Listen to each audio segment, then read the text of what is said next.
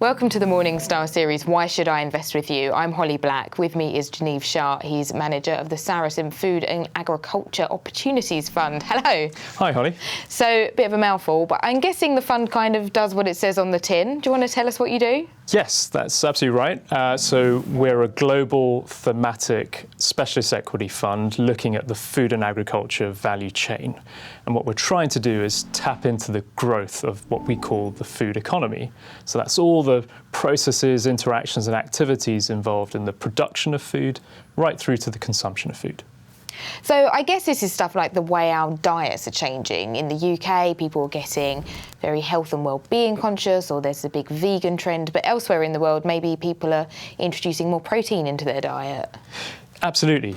So you're right. Diet change is one of our three sub-themes across that food economy. It's a very powerful trend because there's a lot of change happening, as you note. So in the developed world, advanced economies, we're seeing health and wellness come through. People want to shift away from red meat towards white meat, for example. They want more fresh fruit and vegetables in their diet. But in the emerging world, we're seeing a very different trend. So as people's wealth rises and as they urbanize, they get access to new food categories, such as basic protein.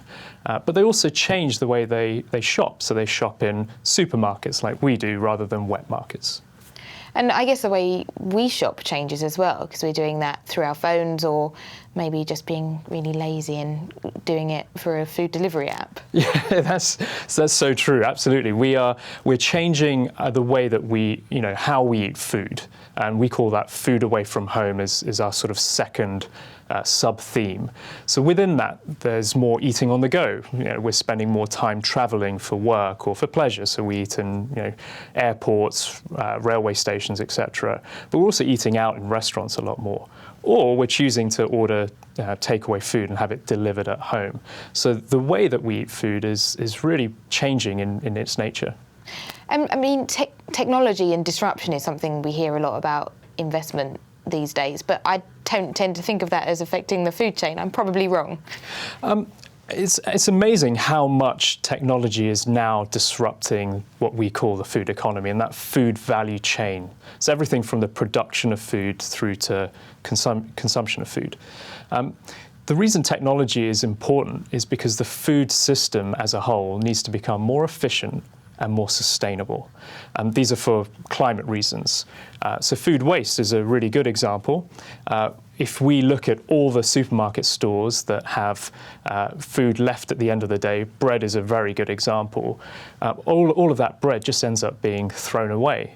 If we can find a way of knowing in advance what someone wants to order, and online grocery ordering is a fantastic way to already predict what we will need, that means that we'll need to purchase less bread and have less bread on the shelves. So I think food waste is one way that we can use technology to make the food system more sustainable.